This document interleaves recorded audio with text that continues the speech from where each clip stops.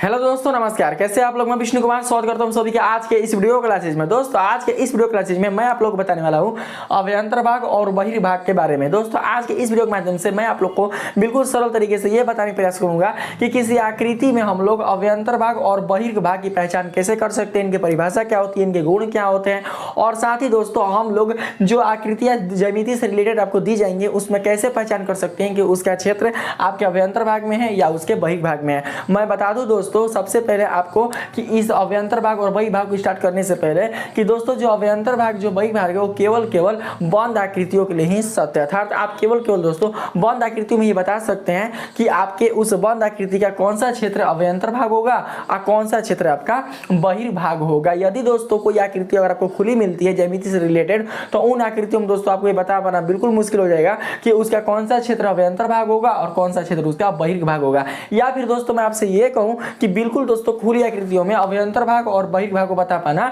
मुश्किल है, तो उसे बता नहीं सकते हैं। ठीक है दोस्तों, तो आइए बिना देर के स्टार्ट करते हैं अपने आज के इस वीडियो क्लासेस को। तो दोस्तों इसके पहले कुल जितने भी तथ्य थे जो मेन मोस्ट इंपॉर्टेंट थे वो सारे के सारे दोस्तों खत्म हो चुके हैं। आपकी कक्षा 8 का गणित विषय का जो प्रश्न 3.1 से संबंधित कुछ जितने प्रश्न है उसमें दोस्तों आपके ये इससे भी प्रश्न रिलेटेड है। ठीक है, अभ्यंतर भाग और बहिर्भाग से, इसलिए दोस्तों मैंने सोचा कि आपको अभ्यंतर भाग और बहिर्भाग के बारे में बता दूं। अगर आप इसके बारे में जान लेते हैं तो दोस्तों आपके कक्षा जो 8 का जो गणित थे उसके साथ साथ आपके कुल जितने भी मतलब कि परीक्षा में प्रश्न पूछे जाते हैं, जो बड़ा बड़ा जो भी परीक्षा होते हैं जैसे रेलवे का हो गया, एनटीपीसी का हो गया, ये सब जितने सारे एग्जाम होते हैं दोस्तों उसमें जो ऐसे बहुभुज से रिलेटेड कोई प्रश्न अगर पूछे जाएंगे अभ्यंतर से और बहिर्भाग से तो उसे बता पाने में आपको कोई भी प्रॉब्लम नहीं होगी। तो आइए हम लोग क्या करते हैं कि सबसे पहले अभ्यंतर भाग की परिभाषा से जानने से हम लोग इसको प्रयास करते हैं। ठीक है, तो दोस्तों अभ्यंतर भाग की परिभाषा यहाँ पर कुछ इस प्रकार से दी जा रही है। तो सबसे पहले हम इसके परिभाषा के माध्यम से समझने का प्रयास करेंगे, और साथ ही दोस्तों मैं आप लोग को बता दूं कि इस वीडियो को देखने से पहले सबसे पहले आपको इसके पहले वाली वीडियो देखनी अति आवश्यक है। अगर दोस्तों इसके पहले वाली वीडियो अगर आप लोगों ने अभी तक नहीं देखा है तो प्लीज दोस्तों इस वीडियो को देख लीजिएगा, क्योंकि उस वीडियो में दोस्तों मैंने आप लोग बताया है कि खुली आकृति क्या होती है और बंद आकृति क्या होती है। दोस्तों जब आप खुली आकृति और बंद आकृति अच्छी तरीके से समझ जाते हैं तभी दोस्तों आपको अभ्यंतर भाग और बहिर्भाग समझ में आएगा, क्योंकि मैंने आपको अभी बताया कि जो अभ्यंतर भाग है जो बहिर्भाग है वो केवल और केवल आपको बंद आकृति में ही बतानी संभव है। क्वेश्चन ये आता है कि क्यों बंद आकृति में ही बतानी संभव है, खुली आकृति में बतानी क्यों नहीं संभव है। तो ये सारे क्वेश्चन का दोस्तों आंसर उस वीडियो में दिया गया है, और साथ ही दोस्तों इसके परिभाषा में जो मेन इंपॉर्टेंट जो तथ्य आया है परिमाप यानी कि परिसीमा। ठीक है, तो इस परिसीमा के बारे में भी दोस्तों मैंने उस वीडियो में आपको बिल्कुल सरल तरीके से बताने का प्रयास किया है। तो मैं आपसे यही गुजारिश करूंगा कि इस वीडियो को देखने से पहले सबसे पहले दोस्तों इसके पहले वाला जो वीडियो है आप उसे देख लीजिएगा। मैं उसका लिंक इस वाले वीडियो को डिस्क्रिप्शन बॉक्स में दे दूंगा, तो आप वहां से ओपन करके आप देख सकते हैं। ठीक है, तो आइए इसको समझने का प्रयास करते हैं दोस्तों। यहाँ पर इसके परिभाषा में दोस्तों बताया जा रहा है किसी बहुभुज के परिसीमा के आंतरिक क्षेत्र वाले भाग को। देखिए यहाँ पर सबसे पहले क्या हमको यहाँ पर समझना है दोस्तों, यहाँ पर सबसे पहले हमको समझना है परिसीमा। परिसीमा का मतलब होता है परिमाप, परिधि, यानी परिसीमा, परिमाप, परिधि, ये तीनों दोस्तों एक ही चीज होता है। बात को समझ लेना किसी भी बंद आकृति का।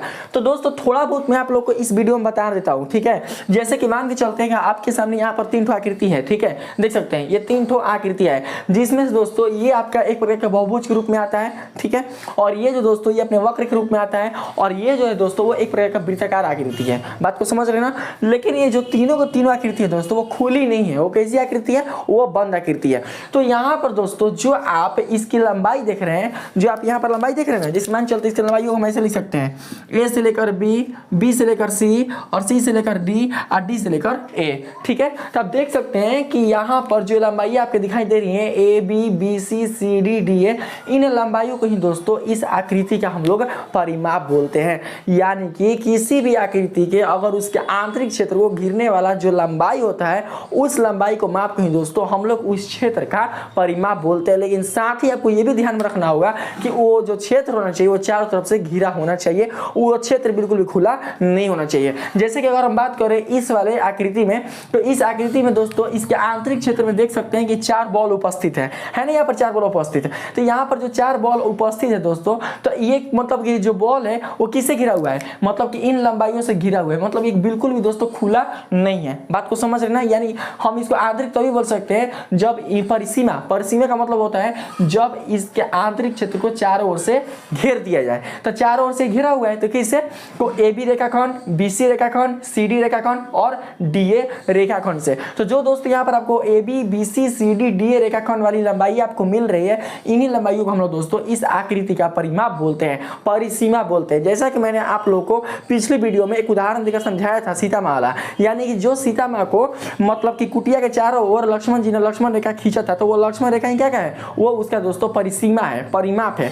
बात को समझ रहे ना, जिस प्रकार से दोस्तों उस कुटिया का लक्ष्मण रेखा परिसीमा है, ठीक उसी प्रकार से दोस्तों जो आप यहाँ पर देख रहे हैं AB रेखाखंड, BC रेखाखंड, CD रेखाखंड, DA रेखाखंड, ये इस आकृति की परिसीमा है। परिसीमा का मतलब कि इस आकृति का जो क्षेत्र कहाँ तक फैला हुआ है, और किसी भी आकृति का क्षेत्र कहाँ तक फैला हुआ है ये हम तभी बता सकते हैं जब उस आकृति को आप लोग चारों ओर से घेरिएगा। यहाँ पर भी देख सकते हैं कि जो आकृति वो चारों ओर से घिरी हुई है, कोई भी आकृति दोस्तों यहाँ पर खुली नहीं है। ऐसा नहीं है कि हम यहाँ पर क्या किए दोस्तों कि इसको ऐसे ऐसे करके इसको मतलब ऐसे खुला छोड़ दिए, यहाँ पर ये क्या है, खुला हुआ है। तो यहाँ पर बिल्कुल भी यहाँ पर ये नहीं बता सकते कि इसका क्षेत्र कहाँ से कहाँ तक घिरा हुआ है। तो इसमें यही समझना है हमको, अब अंतर्भाग और बहिर्भाग को समझने में सबसे पहले हमको यही समझना है कि परिसीमा का मतलब क्या होता है। तो आप लोग समझ रहे हैं कि किसी भी आकृति के आंतरिक क्षेत्र के चारों ओर घेरने वाली जो लंबाइयाँ होती हैं वही लंबाइयाँ उस आकृति का परिमाप कहलाती है। जैसे कि इस आकृति में देख सकते हैं वृत्त है, ठीक है, तो इस वृत्त के आंतरिक क्षेत्र में 4 ठो फूल है,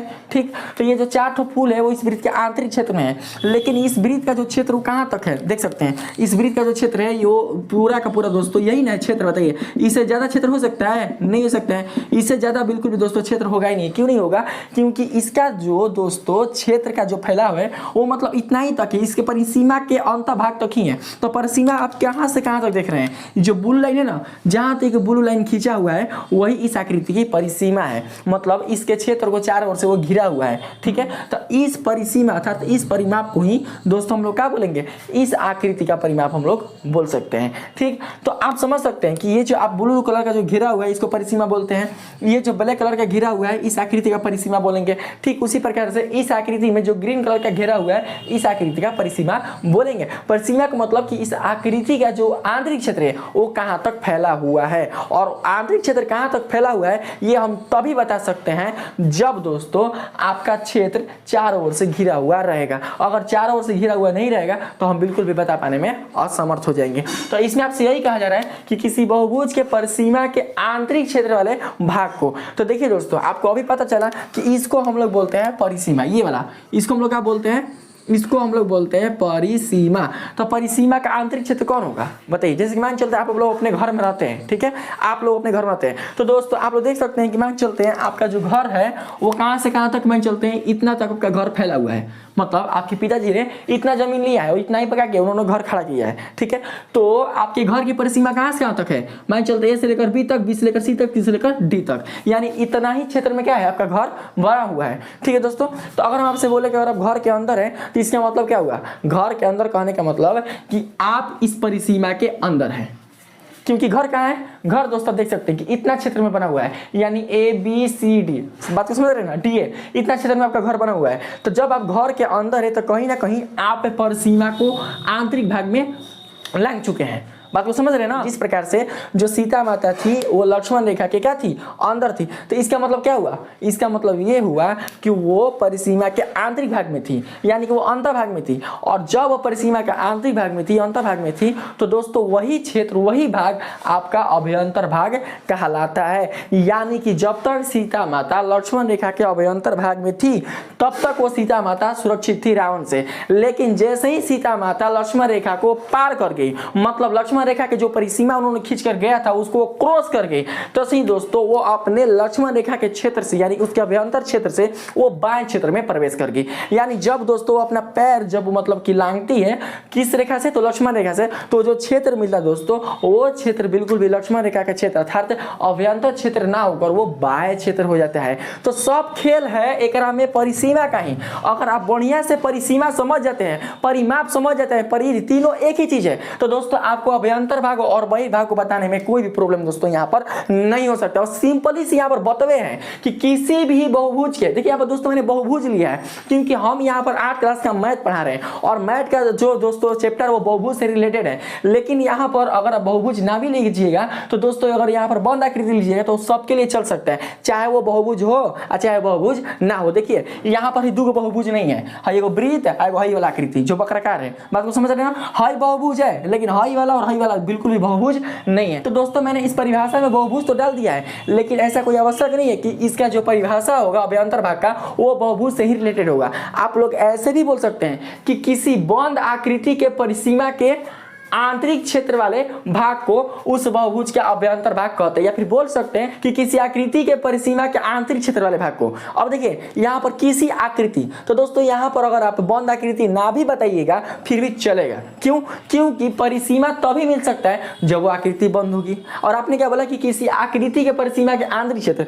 तो भैया जो आपने आकृति लिया है कहीं ना कहीं जब उसका परिसीमा है तो आकृति बंद होगी।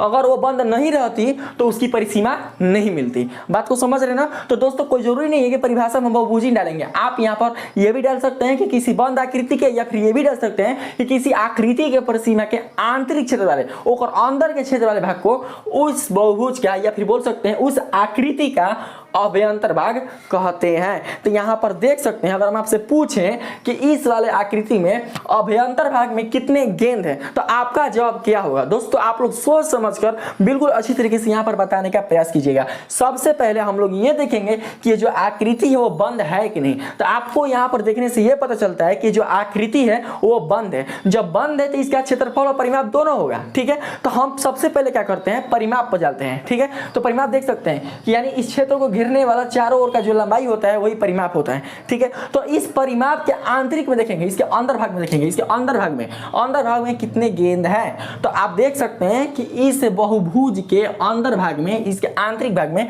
टोटल 4 गेंद हैं। तो हम यहाँ पर क्या बोल सकते हैं, हम यहाँ पर ये बोल सकते हैं कि इस आकृति के अभ्यंतर भाग में टोटल गेंदों की संख्या 4 है ना दोस्तों। 1 2 3 4 क्यों है? क्योंकि वह इस आकृति के आंतरिक क्षेत्र में है, ना कि बाह्य क्षेत्र में। अगर हम बात करें बाह्य क्षेत्र का, तो बाह्य क्षेत्र में आप देख सकते हैं कि बाह्य क्षेत्र में टोटल गेंदों की संख्या कितनी है, 3 गो, 1 2 3। क्यों? क्योंकि वह परिसीमा से बाहर हो चुका है। अगर वो परिसीमा के अंदर रहता ना तो बोलते कि ये क्या है, वो एक प्रकार का दोस्तों आपके अभ्यंतर भाग में ये गेंद उपस्थित है, लेकिन यह परिसीमा से बाहर है, इसलिए बोल सकते हैं कि यह क्या है, यह आपके बहिर्भाग में उपस्थित है, जिसमें टोटल गेंदों की संख्या कितनी है, 3 है। बात को समझ रहे हैं ना। उसी प्रकार से अगर हम बात करें यहाँ पर इस वाले आकृति में, तो देख सकते हैं कि ये सब क्या है, ब्लैक कलर वाला जो आप देख रहे हैं, जहां तक हम लेकर चले हैं ये सब ब्लैक वाला क्या है, ये सब दोस्तों इस आकृति का परिसीमा है। और इसके परिसीमा के आंतरिक क्षेत्र में देखेंगे, ना कि बाह्य क्षेत्र में, यानी अंदर क्षेत्र में। तो अंदर क्षेत्र में अगर हमसे पूछे कि टोटल चिड़ियों की संख्या कितनी है, तो आपका जवाब क्या होगा, तो आंतरिक में देखिएगा, गिनिएगा, तो देखिए 1 2 3 4, ठीक है। टोटल चिड़िया की संख्या कितनी है, ये 4 गो। तो बोलेंगे कि इस वाले आकृति में जो टोटल पक्षियों की संख्या है वो कितनी है दोस्तों, वो 4 है। बात को समझ रहे हैं ना। क्यों? क्योंकि यह इस आकृति के अभ्यंतर भाग में उपस्थित है। पूछेगा आपसे कि अभ्यंतर भाग में चिड़ियों की संख्या कितनी है और बहिर्भाग में चिड़ियों की संख्या कितनी है। तो देख सकते हैं परिसीमा के आंतरिक क्षेत्र वाले भाग को बोलते हैं अभ्यंतर भाग, और अभ्यंतर भाग में चिड़ियों की संख्या 4 है, जबकि बहिर्भाग में कौन है, 1 2 3 4 गो है। उसी प्रकार से अगर हम वृत्त की बात करें, इस वृत्त में तो आपसे कोई पूछे कि यहाँ पर अभ्यंतर भाग में टोटल कितने फूल हैं, तो देख सकते हैं कि अभ्यंतर भाग में फूलों की संख्या 4 है, 1 2 3 4। क्यों? क्योंकि इस आकृति के परिसीमा के अंदर है। नहीं देखे हैं आप लोग, छोटे छोटे होंगे तो आप लोग खेलने जाते होंगे गार्डन में, ठीक है। तो गार्डन में देखते हैं ना कि ऐसा ही गोल गार्डन होता है, ठीक है, या फिर ऐसा गार्डन होता है चारों तरफ से, वो तो बाउंड्री मारा हुआ रहता है। बात को समझ रहे हो ना। या फिर आपका जो घर बनता है वो भी बाउंड्री मार कर ही बनता है। तो जहां तक बाउंड्री आपका घिरा हुआ है उस बाउंड्री क्या कहलाता है, आपके घर की परिसीमा। यानी जब तक आप बाउंड्री के अंदर है, आपका जो घर के चारों जो बाउंड्री है, या आपके खेल के मैदान के चारों का जो बाउंड्री है, जब तक आप उसके अंदर है तब तक हम यही कहेंगे कि आप उस घर के अंदर है या उस गार्डन के अंदर है, यानी उसके अभ्यंतर भाग में। जैसे बाउंड्री से बाहर गए, ठीक है, बाउंड्री से जैसे ही बाहर निकलते हैं तो हम लोग बोलेंगे कि हम लोग उस गार्डन से या फिर अपने घर से बाहर निकल चुके हैं। देखते नहीं ये क्रिकेटर सब क्या करता है, देखते हैं क्रिकेटर जहां पर मैच खेलता है वो क्या होता है, वो आंतरिक भाग में क्या करता है दोस्तों, मतलब जो मतलब उसका जो क्षेत्र होता है जहां पर लोग क्रिकेट खेलता है वो उसके आंतरिक क्षेत्र होता है जहाँ पर क्या करता है वो अपना मतलब कि बॉलिंग कराता है या मतलब बैट बॉल अपना खेलता है, ठीक है। लेकिन जैसे ही अगर कोई बल्लेबाज कोई गेंद अगर उछाल के मारता है और उसका जो गेंद है उसके बाउंड्री से पार हो जाता है, मतलब जहां तक क्षेत्र है उसके खेलने का जो ग्राउंड है, अगर उस ग्राउंड को पार करके चला जाता है तो हम बोलते हैं कि जो गेंद है वो उसके बाउंड्री से क्या हुआ, उसके ग्राउंड से क्या हुआ, बाहर चला गया। बात को समझ रहे हैं ना। तो जो गेंद है उस बाउंड्री के लिए बहिर्भाग में हो जाएगा, यानी बाएं भाग में हो जाएगा। तो ज्यादा दोस्तों इसमें कुछ भी नहीं है, बस हमको यहाँ पर सिंपली से क्या है, यहाँ पर हमको केवल समझना है, ठीक है। तो यहाँ पर देख सकते हैं कि जिस प्रकार से मैंने आपको अभ्यंतर भाग को समझाने का प्रयास किया, बस इसी का अपोजिट दोस्तों है आपका बहिर्भाग। यानी बहिर्भाग का मतलब होता है बाएं भाग यानी बाहरी भाग। तो बाहरी भाग देख सकते हैं कि परिसीमा को जैसे ही आप लांग कर बाहर निकलते हैं तो जो क्षेत्र मिलता है भैया वो क्षेत्र आपका बाएं भाग होता है, यानी बहिर्भाग होता है। बात को समझ रहे नहीं, बोलते हैं आप लोग मम्मी से कि मम्मी हम बहरी जाता नहीं, मतलब अभी आप घर में होंगे तभी तो बोल रहे बहरी जाता नहीं, ठीक है।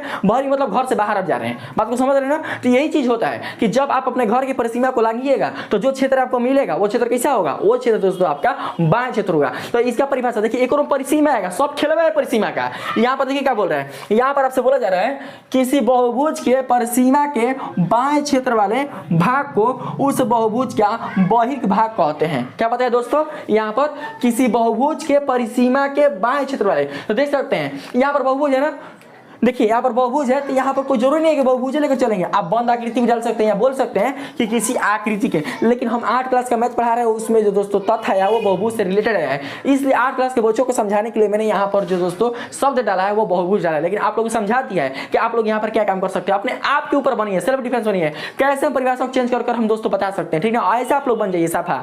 तो यहाँ पर किसी बहुभुज के परिसीमा के बाएं क्षेत्र वाले भाग को, तो ये परिसीमा है और इसका बाहरी क्षेत्र कौन है, ये वाला जो देख रहे हैं, ठीक है। ये सब क्या है दोस्तों, बाहरी क्षेत्र है। इस आकृति के बाहरी क्षेत्र ये वाला है, क्यों, क्योंकि परिसीमा से बाहर हो चुका है।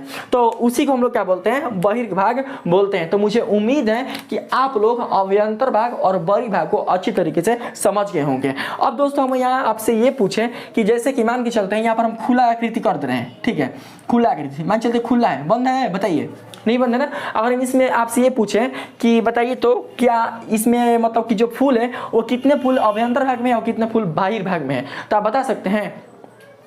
अगर आपसे पूछें कि इसमें कितने फूल अभ्यंतर भाग में या कितने फूल बाहरी भाग में, तो बता सकते हैं, बताइए। यहाँ पर दोस्तों आप बिल्कुल भी नहीं बता सकते हैं कि कितने फूल आपके अभ्यंतर भाग में है और कितने फूल आपके बाहरी भाग में है, क्योंकि ये बिल्कुल भी बंद नहीं है। अगर ये बंद होता तब हम बात करते हैं कि इस आकृति का क्षेत्र इतना से इतना तक फैला हुआ है और बताते कि आंतरिक भाग में है। क्योंकि मान के चलते हैं यहाँ पर जो आप ये देख रहे हैं ना, ये वाला लंबाई, ये वाला जो लंबाई देख रहे हैं दोस्तों, ये वाला लंबाई, ये केवल आपके एक तरीके से दोस्तों घिरा हुआ लंबाई है, ठीक है ना, जो कि चारों ओर से नहीं है, चारों ओर से बंद घिरा हुआ नहीं है, चारों ओर से क्षेत्र को बिल्कुल भी नहीं घेर रहा है, मतलब ये अर्ध अधूरा है। तो जब ये अर्ध अधूरा है तो ये आकृति कैसी है, खुली है। और खुली आकृतियों में आपको अभ्यंतर भाग और बहिर्भाग भाग को बताना बहुत ही मुश्किल हो जाएगा। इसलिए जो अभ्यंतर भाग है, जो बहिर्भाग भाग है, वो केवल बंद आकृतियों के लिए क्या होती है, सत्य होती है, ना कि दोस्तों खुली आकृतियों के लिए सत्य होती है। देखिए यहाँ पर कुछ मैंने नोट भी लिखवाया, आप लोग समझने का प्रयास कीजिएगा। यहाँ पर मैं बताया दोस्तों, हर बंद आकृति के अंदर का हिस्सा उसका अभ्यंतर तथा बाहर का हिस्सा उसका बहिर्भाग कहलाता है। इसको तो आप लोग समझ ही गए होंगे कि अगर वो आकृति बंद होगी तो उसके बाहर का हिस्सा बहिर्भाग और उसके अंदर का हिस्सा उसका अभ्यंतर भाग। देखिए यहाँ पर नोट नंबर 2 में बोला है कि अभ्यंतर भाग एवं बहिर्भाग केवल और केवल बंद आकृतियों में ही बताना संभव है। जैसे कि मैंने आप लोग को अभी बताया दोस्तों, किसी भी खुली आकृति में हम लोग उसके अभ्यंतर भाग और बहिर्भाग को नहीं बता सकते हैं, क्योंकि उसमें उसका निर्धारण हो ही नहीं सकता। अभ्यंतर में तभी बोल सकते हैं जब इसका क्षेत्र इसकी परिसीमा से चारों ओर घिरा हुआ होगा, अन्यथा इसको हम नहीं बोल सकते हैं कि क्या है, कि जो चारों जो फूल है वो आंतरिक में है कि वो बाह्य में है। इस चीज को दोस्तों आप लोग हमेशा समझकर रखिएगा, ठीक है। अब यहाँ पर देखिए दोस्तों, आप लोग ध्यान से समझने का प्रयास कीजिए। अब मान के चलते हैं, देखिए अब जैसे मान लीजिए आप लोग छठ पूजा करते हैं, छठ पूजा, तो छठ पूजा में क्या करते हैं, छठ पूजा में जब आप लोग घाट बनाते हैं तो घाट को कोई मतलब कि लकड़ी को क्या करते हैं, चारों तरफ से घेर देते हैं, एकदम चारों ओर से घेर देते हैं, एकदम वैसे चारों तरफ से हमारे यहाँ मतलब उस सालों पर हम ही छठ करेंगे, चारों तरफ से क्या करते हैं उसको ऐसे एकदम घेर देते हैं, ऐसे चारों तरफ से एकदम लकड़ी से गड़ा के तो हम कुदारी से खोल के चारों से क्या करते हैं उसको घेर देते हैं। जब आप लोग घेर देते हैं तो अगला जो छठधारी का जो परिवार होता है वो देखता है तो उसे ये पता चलता है कि भैया जो ये घाट है वो किसी और का घाट घाट है। बात को समझ रहे हैं ना, ये जो घाट है किसका घाट है, वो किसी और का घाट है। अगर किसी और का घाट ना होता तो चारों ओर से घेरा नहीं होता, मतलब उसका क्षेत्र यहाँ तक है। अगर हम इसके अंदर में अपना घाट अगर बनाते हैं छठ माँ का, तो हमारा घाट के लिए बोल सकता है कि आपने मेरे घाट के अंदर आकर आपने अपना घाट स्थापित क्यों किया, वो बिल्कुल बोल सकता है, क्योंकि वो अपना क्षेत्र दिखा रहा है यहाँ पर लाइनिंग से कि हमारा इतना तक क्या है क्षेत्र है। लेकिन अगर हम आपसे ये पूछे कि वो क्या करता कि केवल छठ माँ का जो घाट का जो होता है वो केवल घाट बनाता, 1 गो 2 गो 3 गो 4 गो केवल घाट बनाता, घाट बनाकर यहाँ से एक केवल दोस्तों क्या करता, पाई पार देता, पाई ऐसे पाई पार देता और वो चला जाता। ठीक है, या मान चलते हैं वो केवल ऐसे कर देता, ऐसे ऐसे बस यहाँ तक तीर देता। तो क्या मतलब इससे क्या पता चल रहा है, बताइए, इससे पता चल रहा है कि मतलब इसका क्षेत्र कहाँ तक फैला हुआ है, बोलिए, इसे बिल्कुल पता नहीं। जो अगला जो होगा ना, जो छठधारी का जो परिवार होगा अगला, वो क्या करेगा ना कि हेजल तीर देगा, हेजल तीर देगा, हेजल मतलब कि कुदारी से या लकड़ी से मतलब मिट्टी को तीर देगा, ठीक है, उसको कोड़ देगा। कोड़ के कहेगा भैया तर होतने क्षेत्र बटे, हेजल हमार घाट बटे, हमार घाट हेजल है। वो अपना क्या करेगा, अपना घाट क्या करेगा, सरिया देगा। बात को समझ रहे हैं ना आप लोग, ध्यान से, बस समझदार है, समझ रहे होंगे हम कहना क्या चाहते हैं। ठीक है दोस्तों, तो इससे यहाँ पर आपका बिल्कुल भी निर्णय नहीं होता है जब आकृति आपकी खुली होती है। जब आकृति बंद होती है तभी यह निर्णय होता है कि आपका वो क्षेत्र कब अभ्यंतर में है और कब आपका बहिर्भाग में है। आप बात करते हैं यहाँ पर दोस्तों नोट नंबर यहाँ पर तीसरे नंबर नोट में आपसे कहा जा रहा है अभ्यंतर भाग की एक परिसीमा होती है जबकि किसी आकृति के बहिर्भाग की कोई भी परिसीमा नहीं होती है। मतलब बस वही एग्जांपल आराम से लेकर जा सकते हैं, ठीक है, सीता माता वाला। यानी कि जब लक्ष्मण भगवान ने चारों तरफ कुटिया के और लक्ष्मण रेखा जब उन्होंने खींचा था तो एक परिसीमा निश्चित हो चुकी थी कि जो सीता माता है वो विचरण वहीं तक कर सकती है जहां तक लक्ष्मण रेखा खींचा हुआ है।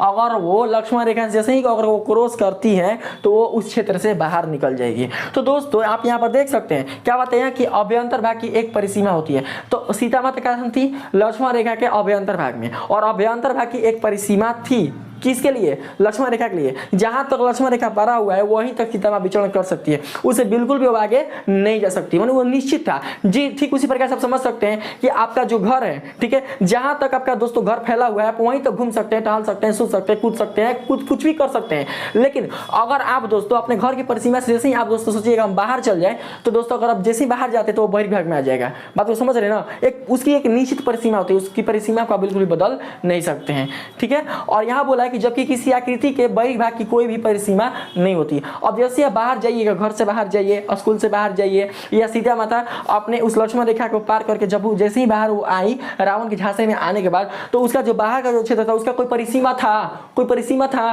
कि मतलब कहाँ से कहाँ तक गई होगी। अगर परिसीमा रहता तो ढूंढ नहीं लेते राम जी कहाँ लंके गया है। बहुत मतलब कि तुल तामान करने के बाद पता चला था कि सीता माँ कहाँ है, रावण के पास लंका नगरी में है। बात तो समझ रहे हो, मतलब उसका कोई मतलब पते नहीं है, कोई सीमित ही नहीं है कि बहिर्भाग का जो दोस्तों उसका जो परिमाप हो कहां तक हो सकता है, बिल्कुल भी उसका सीमित नहीं है। लेकिन अभ्यंतर भाग का परिमाप सीमित है, इसलिए मैंने यहां पर बताया कि जबकि किसी आकृति के बहिर्भाग की कोई भी परिसीमा नहीं होती। हम यही मानकर चलेंगे, हमारे गणितज्ञों ने यही मानकर चला है कि किसी भी आकृति के बहिर्भाग की कोई परिसीमा नहीं होती है, ठीक है। अब देखिए यहां पर नोट नंबर भी बताया है यहां पर कि अभ्यंतर भाग का क्षेत्र सीमित होता है। क्या बताया दोस्तों मैंने, अभ्यंतर भाग का क्षेत्र सीमित होता है। अब बतेबे किए हैं कि अगर परिमाप होगा तो उसका क्षेत्र भी होगा। तो दोस्तों जब आप देख सकते हैं कि इस आकृति में परिमाप ए से लेकर बी तक, बी से लेकर सी तक, सी से लेकर डी तक, डी से लेकर ए तक है, इसका परिमाप घिरा हुआ, मतलब इस क्षेत्र का चारों ओर से घिरा हुआ है, ठीक है।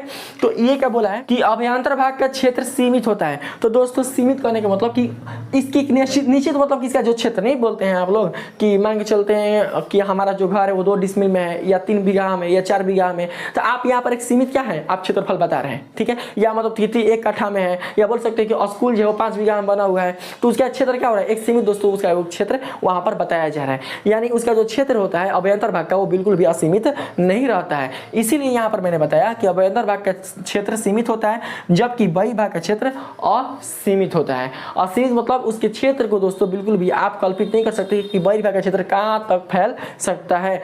तो दोस्तों मैं बता ही रहा हूँ आप लोग को कि जितना आप लोग छोटे छोटे टॉपिक को आसान समझते हैं ना, ये उतना आसान नहीं है। हमें दोस्तों इसमें काफ़ी समझना पड़ता है, काफ़ी माइंड लगाना पड़ता है। वैज्ञानिकों ने यूं ही नहीं किताब में लगा रख दिया अभ्यंतर भाग बहिर्भाग, क्योंकि आप लोग यही समझ रहे होंगे कि सर ये क्या पढ़ा रहे हैं आप, मतलब छोटा छोटा टॉपिक ही तो बिल्कुल समझ में आता होगा कि अभ्यंतर भाग उसको बोलेंगे जो आकृति के अंदर होगी, और जो बहिर्भाग होगी उसको बोलेंगे जो आकृति के बाहर होगी। तो दोस्तों यहाँ पर कुछ और भी बहुत कुछ समझना होता है। मैं आप लोग को इतना विस्तृत तरीके से आप लोगों को समझाना इसलिए उचित समझा क्योंकि ये दोस्तों केवल 8वीं क्लास के लिए नहीं है। अगर आप 8 क्लास मैट्रिक एग्जाम देकर कोई भी अगर आप दोस्तों इंट्रेंस एग्जाम निकालते हैं तो उस इंट्रेंस एग्जाम में अगर जो भी आपके बहुभुज से या आपके ज्यामिति से प्रश्न अगर अभ्यंतर और बहिर्भाग से लेकर पूछी जाएगी तो उनका सोल्यूशन करने में या उनको निर्धारित करने में आपको कोई भी दोस्तों प्रॉब्लम नहीं हो सकती है। वे दोस्तों ऐसे ऐसे क्वेश्चन आपसे पूछे जा सकते हैं, इसलिए दोस्तों मैंने अपने इस वीडियो के माध्यम से आप लोगों को बताना उचित समझा है। तो अगर दोस्तों आप लोग अभ्यंतर भाग और बहिर्भाग मेरे इस वीडियो के माध्यम से बिल्कुल अच्छी तरीके से सीख चुके हैं तो प्लीज दोस्तों मेरे इस वीडियो को लाइक कीजिएगा, सब्सक्राइब कीजिएगा और पसंद है तो अपने दोस्तों में भी शेयर कीजिएगा। आज के लिए इतना ही, मिलते हैं नेक्स्ट वीडियो में, तब तक के लिए धन्यवाद।